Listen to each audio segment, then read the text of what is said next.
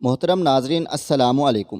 میں اپنے شوہر کو روزانہ کھانے میں زہریلی دوا ملا کر کھلاتی تاکہ میرا شوہر بیمار ہو کر مر جائے اور میں اپنی مرضی کے لڑکے سے شادی کر لوں۔ ایک روز شوہر کو خون کی الٹی آئی اور وہ مر گیا۔ میں نے عدت پوری کی اور دوسری شادی اپنے پسند کے لڑکے سے کر لی تھی۔ شادی کی پہلی رات میری طبیعت خراب ہو گئی، تبھی میرا شوہر ڈاکٹر کو گھر لے آیا۔ ڈاکٹر نے میرے شوہر کو باہر نکال دیا اور اندر آ کر مجھے ایسی بات بتائی کہ میرا دل پھٹ گیا، کیونکہ وہ تو میرا سب کچھ۔ میرا نام فرحانہ ہے۔ میں اپنے والدین کی اکلوتی اولاد تھی۔ میرے والدین مجھ سے بے پناہ محبت کرتے تھے اور میں بھی ان کی محبت پر خوب ناز کیا کرتی تھی۔ جیسے دنیا میں جینے کے لیے مجھے صرف اپنے والدین کی محبت ہی کافی تھی۔ مگر ایک دن اچانک ہی میرے پڑوس میں رہنے والی میری سہیلی ماریہ نے مجھے احساس کروایا کہ جینے کے لیے والدین کی محبت ہی کافی نہیں، بلکہ ان محبتوں کے علاوہ ایک اور محبت ہوتی ہے جو عورت کو مکمل کر دیتی ہے۔ ماریہ کی بات سن کر کتنی دیر تک میں ہنستی رہی۔ اسے میرا ہنسنا برا لگا تھا۔ تب اس نے مجھ سے کہا کہ یہ دیکھو، یہ موبائل اور یہ چوڑیاں مجھے میرے محبوب نے دیے ہیں۔ میں اپنی سہیلی کی مہنگی ترین چیزیں بڑے اشتیاق سے دیکھتی چلی جا رہی تھی۔ اس کی چیزیں دیکھ کر مجھے اس سے شدید حسد ہوئی۔ وہ بھلا معمولی سی شکل و صورت کی مالک تھی اور اس کے پاس اتنی قیمتی چیزیں تھیں۔ میں اس سے زیادہ بڑھ کر حسین و جمیل تھی، اس لیے مجھے اس پر رشک ہونے کے ساتھ ساتھ حسد بھی محسوس ہو رہا تھا۔ میں نے اس کی قیمتی چیزیں دیکھ کر بس مسکرانے پر ہی اکتفا کر لیا تھا، جبکہ میرا دل اندر ہی اندر سے بری طرح سلگ رہا تھا۔ ابھی اس بات کو گزرے ہوئے کچھ دن ہی ہوئے تھے کہ میں جو یونیورسٹی کی طالبہ تھی، دوپہر کے وقت یونیورسٹی سے گھر واپس آ رہی تھی، تبھی اچانک ایک لڑکا مجھ سے آ ٹکرایا۔ میں اس لڑکے کو یوں اچانک آمنے سامنے دیکھ کر غصے میں آ گئی اور اسے گھورتے ہوئے میں اس سے کے قریب سے گزرنے لگی۔ تبھی وہ مجھ سے کہنے لگا کہ وہ ہر روز مجھے گھر سے یونیورسٹی جاتے ہوئے اپنی گھر کی چھت سے دیکھتا ہے۔ میں اس کی بات سمجھ نہ پائی تھی، اس لیے غصے سے گویا ہوئی کہ کیوں دیکھتے ہو مجھے؟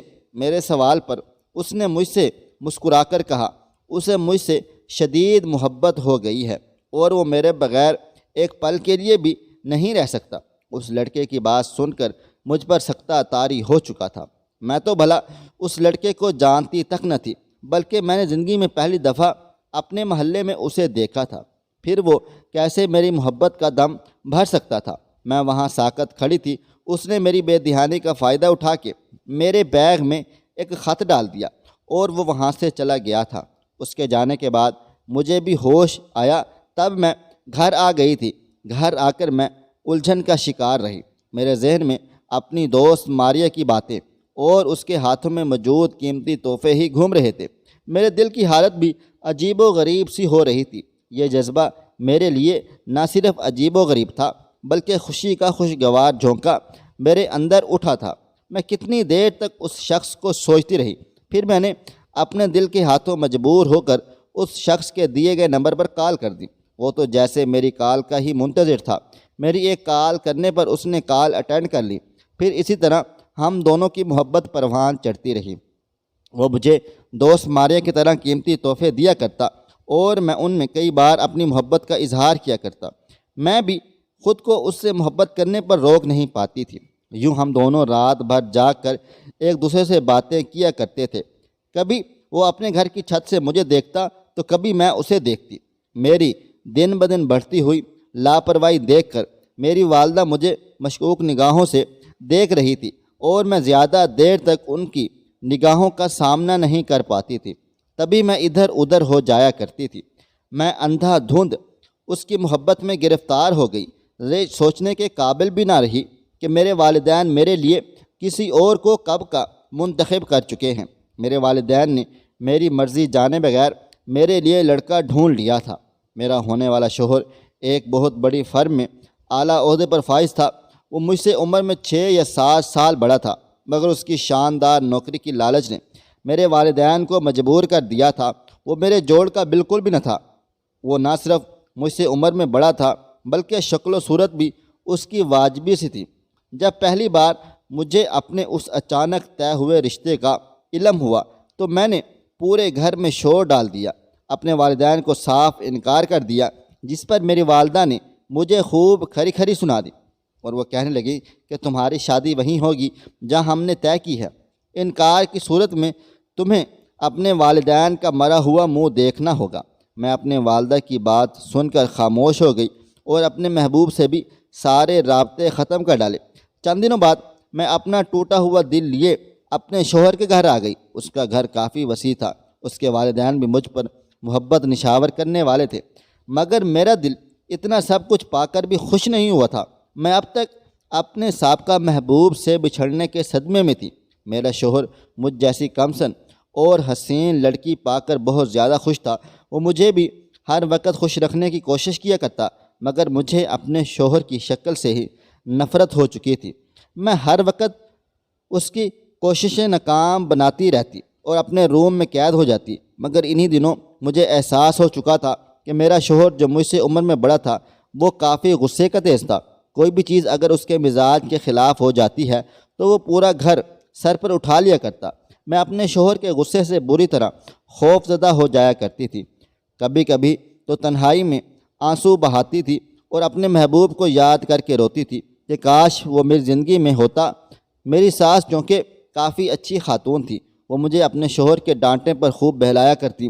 کبھی وہ اپنے بیٹے کے اس سرد رویے پر خود ہی مجھ سے معافی مانگ لیا کرتی تھی۔ میں اپنی ساس کی اعلیٰ ظرفی دیکھ کر حیران ہو جاتی اور اپنے شوہر کا غصہ بھول جایا کرتی۔ پھر اپنے شوہر کی خدمت میں ایسی لگ جاتی کہ ہمارے درمیان کوئی تلخ کلامی ہی نہ ہوتی۔ میں اپنے شوہر کی دھوپ چھاؤں جیسے مزاج سے کافی تنگ آ چکی تھی۔ کبھی وہ مجھ پر بہت مہربان ہو جاتا، ایسے جیسے اس دنیا میں سب سے زیادہ وہی ہے جو مجھ سے محبت کرتا ہے، پیار کرتا ہے، اور کبھی چھوٹی سی بات پر ایسے ناراض ہو جاتا جیسے کبھی نہیں مانے گا۔ ایک دن میری ساس سسر قریبی رشتہ دار کی شادی میں شریک ہونے گئے تھے۔ میں گھر میں تنہا تھی، تب میرا شوہر غصے سے گھر میں آیا۔ اس کے تیور دیکھ کر اپنی جگہ سہم چکی تھی۔ میں بلا وجہ کچن کے کام نٹمانے لگی۔ تب مجھے فضول کام نمٹتا دیکھ کر میرے شوہر کا پارا ہائی ہو گیا۔ تب وہ میری پشت پر آ کھڑا ہوا اور مجھے خون خوار نظروں سے گھورتے ہوئے کہنے لگا، میں کب سے گھر آ گیا ہوں اور تمہیں اتنی فرصت نہیں کہ مجھے ایک کپ چائے کا یا پانی کا ہی پوچھ لو۔ میں نے کانپتے ہوئے اپنے شوہر کی طرف دیکھا، پھر کپ کپاتے ہوئے لہجے میں اسے کہنے لگی، میں آپ کے لیے ابھی چائے بنا کر لاتی ہوں۔ میری بات سن کر وہ کچن سے چلا گیا اور میں جلدی جلدی چائے بنانے لگی۔ جیسے ہی گرما گرم چائے میں نے اپنے شوہر کے سامنے پیش کی، وہ مجھے غصے سے گھورنے لگا۔ پھر ایک گھونٹ چائے کا بھر کر اس نے چائے کا کپ میری طرف اچھال دیا اور مجھ پر چیخنے چلانے لگا کہ کتنی بدمزہ چائے بناتی ہو۔ میرے شوہر کی گرما گرم چائے سے میرا ہاتھ بری طرح جل اٹھا تھا۔ میں آنسو بہاتے ہوئے اپنے ہاتھ کی جلن کو اپنے اندر اتار رہی تھی۔ تبھی اچانک میرے شوہر کی نظر میرے جلتے ہوئے ہاتھ پر گئی تو وہ سب کچھ بھول گیا اور مجھ سے کہنے لگا کہ مجھے معاف کر دو۔ مجھے اس کی معافی سے کچھ فرق نہیں پڑتا تھا، بلکہ میرا دل چاہ رہا تھا کہ میں اپنے شوہر کو دھکا دے کر کہیں دور بھاگ جاؤں، مگر میں ایسا بالکل بھی نہیں کر سکتی تھی۔ بس میں اپنے آنسو پیتی رہی۔ ایسے ہی میری شادی کو 4 مہینے بیت چکے تھے۔ میں اپنے شوہر کے سرد و گرم مزاج کو لے کر کافی پریشان رہا کرتی تھی۔ ایک دن اچانک میری والدہ کی طبیعت خراب ہو گئی۔ میں اپنی ساس سے اجازت لے کر اپنے میکے چلی گئی۔ شادی کے بعد مجھے بہت کم اپنے میکے آنے کا اتفاق ہوا تھا۔ جب بھی میں اپنے سسرال سے میکے آتی تب میرے شوہر میرے ساتھ ہی ہوا کرتے تھے، مگر آج میں تنہا آئی تھی اور میرا ارادہ کچھ دن اپنے والدین کے ساتھ ٹھہرنے کا تھا۔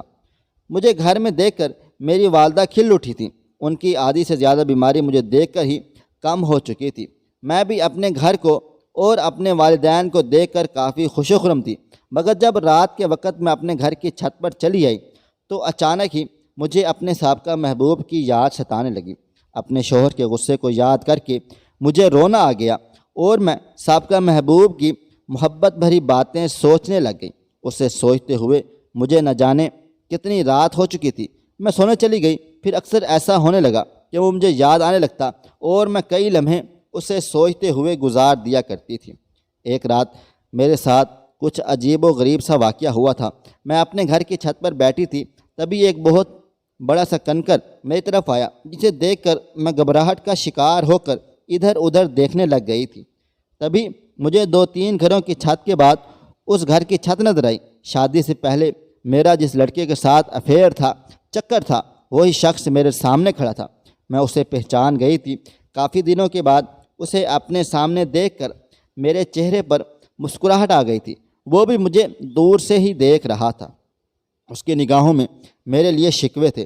اس رات کے بعد ہم دونوں کے لیے درمیان پھر رابطے بحال ہو چکے تھے۔ وہ مجھ سے شکایت کرتا رہتا کہ کیوں تم نے محبت کے دعوے میرے ساتھ کیے اور شادی دوسرے شخص کے ساتھ کی۔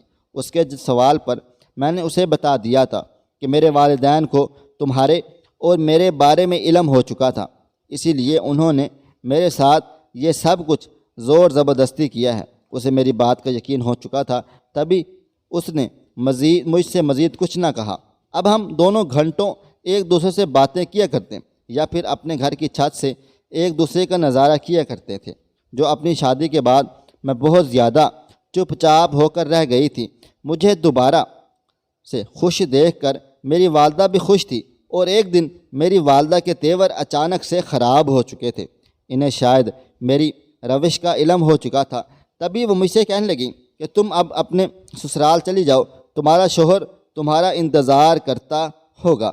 میں اپنے سابقہ محبوب سے ملنے کے بعد اپنے شوہر کو پوری طرح فراموش کر بیٹھی تھی، مگر اپنی والدہ کے یاد دلانے پر مجھے اپنا شوہر یاد آ گیا، جسے سوچ کر ہی میرا حلق کڑوا ہو گیا تھا۔ میں اپنی ماں کے زور زبردستی کرنے پر بے دلی سے اپنے سسرال چلی آئی، مگر میرا دل اب بھی اپنے محبوب کے لیے تڑپتا تھا۔ میں اپنے سسرال چلی آئی تھی، مگر اب اکثر مجھے اس کے فون آنے لگے۔ کبھی کبھی تو وہ مجھے میرے شوہر کے سامنے ہی کال کر دیا کرتا تھا، جس پر میرا شوہر مجھے مشکوک نگاہوں سے دیکھتا۔ میں اپنے شوہر سے خوفزدہ ہو کر اپنے محبوب سے کہتی کہ وہ مجھے کال نہ کیا کرے، میں خود اسے کال کروں گی، مگر وہ میرے بات رکھنے کے باوجود مجھے کال پر کال کیا کرتا۔ اس رات میرا شوہر جلدی گھر آ چکا تھا، میں بھی سونے کی تیاری کر رہی تھی، تبھی میرا موبائل فون بج اٹھا۔ میرے شوہر نے مجھ سے گھورتے ہوئے پوچھا یہ کس کی کال ہے؟ میں نے ڈرتے ڈرتے کہا کہ میری والدہ کی کال تھی۔ میرے کہنے کے باوجود اس کی آنکھوں میں میرے لیے شک تھا۔ میں نے اس بار اپنے سابقہ محبوب سے سخت لہجے میں انکار کرتے ہوئے کہا کہ آئندہ مجھے کال نہ کرنا۔ میرا سختی سے انکار کرنا شاید اسے پسند نہیں آیا تھا، تب وہ مجھے بلیک میل کرنے لگا۔ میں اپنے شوہر کو چھوڑ کر اس سے شادی کر لوں، اگر میں نے اس سے شادی نہ کی تو وہ میرے اور اس کے درمیان میں جو کچھ بھی ہے وہ میرے شوہر کو سب کچھ بتا دے گا۔ میں جو پہلے ہی اپنے شوہر سے خائف رہا کرتی تھی، اس کے نئے مطالبے پر بہت زیادہ ڈر گئی تھی، کیونکہ میرا شوہر غصے کا تیز تھا۔ اگر اس کی یہ حرکتیں میرے شوہر تک پہنچ جاتی تو شاید وہ میری جان ہی نکال دیتا۔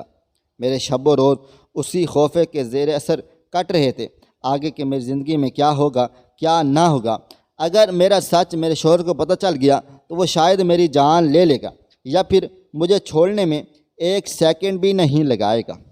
مجھے میرے محبوب کی کالز مسلسل آتی رہتی اور وہ مجھے اپنے شوہر سے چھٹکارا پانے کی الگ الگ تدبیریں بتاتا رہتا، تو کبھی میرا دل چاہتا کہ میں اس پر عمل کر لوں، مگر میں پھر ڈر جاتی اور اپنے آپ کو ان سب خرافات سے دور رکھا کرتی تھی۔ ایک دن اچانک میرے سابقہ محبوب میرے سسرال آ پہنچا تھا۔ اس نے کال پر ہی مجھے بتا دیا کہ وہ میرے گھر کے باہر کھڑا انتظار کر رہا ہے۔ اگر میں 5 منٹ کے اندر اس تک نہ پہنچی تو وہ خود چل کر میرے گھر آ جائے گا۔ میں اس کی دھمکی سے ڈر گئی تھی، اس لیے میں اس سے ملنے چلی گئی۔ مجھے یوں گھبرایا ہوا دیکھ کر میرا سابقہ محبوب مسکرانے لگا۔ میں اس کے مسکرانے پر ہراساں ہو گئی تھی۔ تبھی میرے سابقہ محبوب نے مجھے ایک دوائی لا کر دی۔ اس دوائی کی بوتل کو دیکھ کر میں حیرت زدہ ہو گئی اور سمجھ نہیں پائی اور اسے دیکھنے لگی۔ تبھی وہ مجھ سے بولا کہ روزانہ تھوڑی سی دوا کھانے میں ملا کر اپنے شوہر کو کھلا دینا، کچھ ہی دنوں میں اس کا کام تمام ہو جائے گا۔ وہ میں دوائی لے کر گھر آ گئی تھی اور پھر اس کی بات پر عمل کرنے لگی۔ میں اب ہر روز کھانے میں دوا ملانے لگی تھی، مگر مجھے نہیں معلوم تھا کہ وہ زہریلی دوا ہے جو دھیرے دھیرے میرے شوہر کو موت کے گھاٹ اتارنے کا کام کر رہی تھی۔ میرا شوہر دن بدن کمزور ہوتا چلا جا رہا تھا۔ اس کی آنکھوں کے گرد سیاہ حلقے پڑنے لگے تھے، جس پر میری ساس تشویش میں مبتلا ہو چکی تھی۔ میں بھی اپنے شوہر کو دیکھا کرتی کہ کہیں یہ میری دوائی ملانے کی وجہ سے تو نہیں ہو رہا۔ پھر 1 ماہ بعد اچانک میرے شوہر کا انتقال ہو گیا تھا اور میرے گھر میں کوہرام سا برپا ہو گیا۔ میرے شوہر کی موت پر مجھے تو جیسے سانپ سونگھ گیا تھا۔ مجھے اب سمجھ آیا تھا کہ میں جو اپنے شوہر کو دوائی دے رہی تھی وہ دراصل اس کی موت کا سامان تھا۔ مجھے خود پر بے تحاشا افسوس ہونے لگا، مگر مجھے یہ بھی خوشی تھی کہ میرے کندھوں سے بوجھ ختم ہو چکا ہے۔ میرے والدین بھی مجھ سے نڈھال دیکھ کر پریشان ہو چکے تھے۔ کچھ دن بعد میرے والدین مجھے اپنے گھر لے آئے اور عدت ختم ہونے کے بعد میری دوسری شادی طے کر دی۔ میں نے اس بار اپنے والدین کے فیصلے پر کوئی اعتراض نہیں کیا تھا۔ اس بار میرے والدین نے میرا رشتہ میرے سابقہ محبوب سے طے کر دیا تھا اور ان کے اس فیصلے میں میری مرضی بھی شامل تھی۔ میری شادی کو کچھ ہی دن باقی رہ گئے تھے، تب اچانک میری طبیعت بگڑ گئی۔ مجھے کمزوری ہونے لگ گئی تھی، میری رنگت مرجھائی جا رہی تھی اور بری طرح سر چکرانے لگا۔ مجھے بیمار دیکھ کر میری والدہ کافی تشویش کا شکار ہو چکی تھیں۔ تبھی مجھے زبردستی ہسپتال لے گئی۔ میں ہسپتال گئی تو میری جان نکل گئی، کیونکہ جو خبر مجھے ملی وہ حیران و پریشان کر دینے والی تھی کہ میں حاملہ تھی اور میرا چیک اپ کرنے والا ڈاکٹر کوئی اور نہیں بلکہ میرے شوہر کا دوست تھا۔ میں اسے اچھی طرح سے جانتی تھی، وہ میری شادی میں بھی شریک ہوا تھا اور ایک دو دفعہ میرے شوہر کے ساتھ گھر میں بھی آیا تھا۔ میں اس کی طنزیہ نظریں خود پہ ٹکی دیکھ کر گھبراہٹ کا شکار ہو چکی تھی۔ اس نے مجھے بڑے ہی نفرت امیز لہجے میں یہ خبر سنائی تھی کہ میں جو اپنی زندگی کا دوسرا سفر طے کرنے جا رہی تھی۔ یہ خبر سن کر پریشان ہو چکی تھی۔ میرا پریشان حال چہرہ دیکھ کر میرے شوہر کا دوست مجھ سے کہنے لگا، شاید آپ کو اس خوشخبری نے پریشان کر دیا ہے۔ میں نے فوراً اس کی بات کی نفی کی تھی، مگر وہ پھر مجھ سے کہنے لگا کہ میں سب کچھ جانتا ہوں، میں جانتا ہوں کہ میرے دوست کو آپ ہی نے مارا ہے۔ اس کے اتنے یقین سے کہنے پر میں پریشان ہو چکی۔ تبھی میں نے گھبرا کر اس سے پوچھا کہ آپ ایسے کیسے مجھ پر الزام لگا سکتے ہیں؟ تب وہ مجھ سے کہنے لگا کہ میں آپ پر الزام نہیں لگا رہا، بلکہ میرے پاس ثبوت بھی ہے۔ میرا دوست اپنی موت سے کچھ دن پہلے میرے ہسپتال آیا تھا۔ تب اس کی رپورٹس دیکھ کر میں نے اسے کہا تھا کہ کوئی تمہیں زہریلی دوائی دے رہا ہے جس سے تمہاری اچانک موت ہو جائے گی۔ میری بات اس نے ہنسی مذاق میں اڑا دی تھی، مگر جب وہ دوسری دفعہ میرے پاس آیا تو اس دن اس کی حالت بہت زیادہ خراب ہو چکی تھی۔ میں نے لڑکھڑاتے ہوئے اپنے دوست کو تھام کر پوچھا تھا۔ تب اس نے مجھ سے کہا کہ تم نے مجھ سے اس دن سچ کہا تھا، مجھے سلو پوائزن دیا جا رہا ہے اور وہ دینے والا کوئی اور نہیں بلکہ میری اپنی بیوی ہے۔ میں اپنی بیوی سے بہت محبت کرتا ہوں، پیار کرتا ہوں، مگر اس نے مجھ سے میری محبت، میرا اعتماد اور سب کچھ چھین لیا ہے۔ میں اپنے دوست کی بات سن کر حیران و پریشان ہو چکا تھا۔ تب میں نے اس سے پوچھا کہ تمہاری بیوی ایسا کیوں کر رہی ہے؟ تو اس نے مجھ سے کہا تھا کہ میری بیوی کا کسی اور کے ساتھ افیئر چکر چل رہا ہے۔ اسے یہ سب دیکھ کر بری طرح ذہنی دھچکا لگا تھا۔ تبھی اس نے جینے سے بہتر موت کو گلے لگانا ضروری سمجھا تھا۔ مجھے اپنے کیے پر بری طرح ندامت ہو رہی تھی۔ میں نے ایک نامحرم کے پیچھے بھاگ کر ایک سچا انمول رشتہ کھو دیا تھا۔ مجھے روتا دیکھ کر میرے شوہر کا دوست مجھ سے کہنے لگا، تم جیسی عورتوں کی جگہ سلاخوں کے پیچھے ہوتی ہے۔ میں اس کی بات کو سن کر گھبرا گئی تھی۔ میں نے التجا کی کہ وہ مجھے جیل نہ بھجوائے، وہ جو کہے گا میں کرنے کے لیے تیار ہوں۔ میری بات سن کر وہ مجھے اوپر سے نیچے تک دیکھنے لگا۔ پھر اس نے میرے سامنے ایک شرط رکھ دی کہ میں اس سے نکاح کر لوں، ورنہ وہ مجھے جیل بھجوانے میں ایک سیکنڈ بھی نہیں لگائے گا۔ مجھے اس کی یہ شرط آسان لگی تھی، تب میں نے جھٹ سے ہاں کر دیا۔ اپنے والدین کو بھی اس کے حق میں قائل کر لیا تھا۔ پھر کچھ ہی دن بعد میں اس کی بیوی بن کر اس کے گھر چلی گئی تھی۔ دھیرے دھیرے مجھ پر یہ راز بھی کھل اٹھا تھا کہ اس شخص نے صرف اپنے دوست کا بدلہ لینے کے لیے مجھ سے نکاح کیا تھا اور وہ مجھ سے دن رات جانوروں کی طرح کام کروایا کرتا اور میں دن بھر بھوکی پیاسی رہ کر اس کے گھر کو صاف رکھنے کی کوشش کیا کرتی تھی۔ اگر مجھ سے غلطی ہو جاتی تو وہ مجھ پر ظلم کے پہاڑ توڑنے میں کوئی کسر نہ رکھتا تھا۔ میرے پاس اب اور کوئی چارہ بھی تو نہیں تھا۔ ایک روز میں گھر کا کام نمٹا کر ہسپتال جانے کے لیے گھر سے باہر نکلی ہی تھی کہ میرے ڈیلیوری کے دن قریب آ رہے تھے۔ راستے میں میرا سابقہ محبوب مجھ سے آ ٹکرایا۔ مجھے دیکھ کر وہ مارے غصے سے مجھ پر چیخنے چلانے لگا۔ میں جو اپنی زندگی اس کے کہنے پر جہنم بنا چکی تھی، میں نے اسے نفرت سے دیکھتے ہوئے سرد لہجے میں کہا کہ تمہیں مجھ پر یوں چیخنے چلانے کا کوئی بھی حق نہیں ہے۔ تب اس نے مجھے گالیوں سے نوازتے ہوئے کہا کہ تم اس بھول میں نہ رہنا کہ میں نے کبھی تم سے محبت کی تھی۔ نہ میں نے پہلے تمہاری محبت میں مرا جا رہا تھا اور نہ میں اب مرا جا رہا ہوں۔ میں تو تمہارے ساتھ وقت گزارنا چاہتا تھا، مگر تم میرے قابو میں نہیں آ رہی تھی، اس لیے میں نے اپنا غصہ ٹھنڈا کرنے کے لیے تمہارا گھر تباہ و برباد کر دیا۔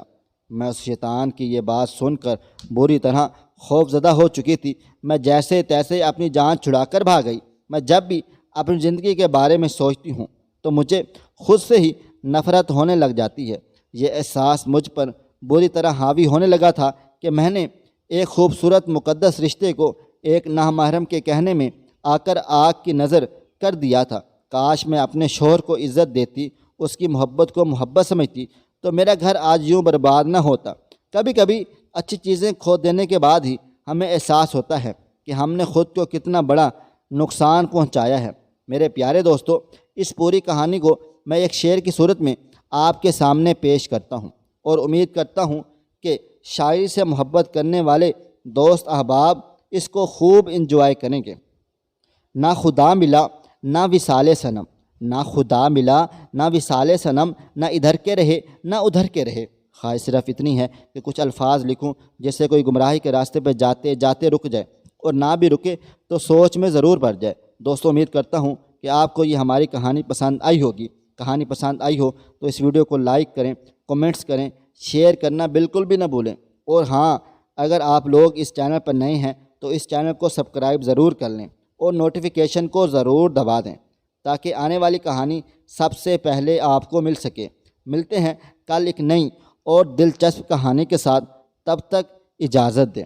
اللہ حافظ۔